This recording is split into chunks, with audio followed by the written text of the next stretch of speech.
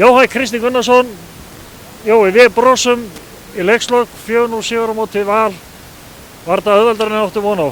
Nei, þetta var alls ekkert auðvelt, bara hreint ekki þó að hafi kannski litið þannig út bæði í lokal niðurstöðunni og svona meðan svo stóðum. Þetta hafa alveg gríðarlega mikið fyrir þessu, þetta er ekkert smá lið sem út að spila við, sko.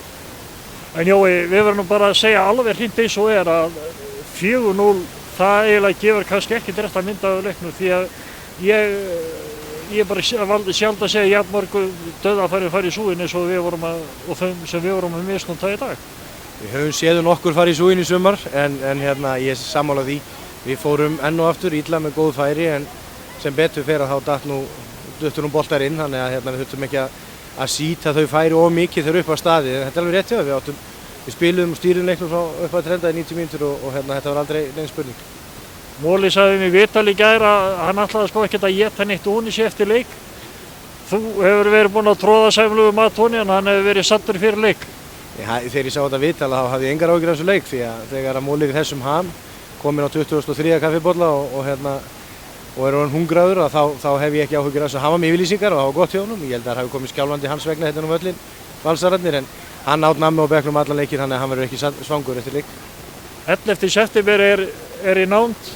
Þá verður Móli 50 og hann er ennþá graður. Já, hann er gríðarlega hungraður í hitt og þetta og þessum aldri þá getur þetta oft farið illa en við eigum leikarna saman dag og við ætlum að reyna að gefa honum góða afmælisgjöf. Það er aftur, já, Selfoss og það er þið getur þurft að hafa líka fyrir því bara eins og öllum öðrum leikjum. Það eru sýnd við en ekki gefin.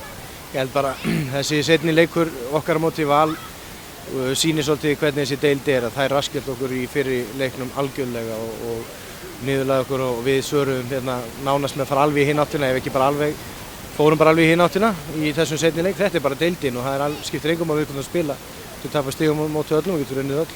Það er ekki skemmtilegra að raskella aðra heldur en að vera raskeltur. Já, flestum finnst það en ekki alveg öllum en okkur finnst það þannig að við erum miklu ánægðari núna heldur en eftir fyrirleikjunum á móti Val. Jú, til hamingju sigur í dag og gangi ykkur vel og ég leiknum á móti Selfoss. Takk fyrir mér, takk sömuleiðis.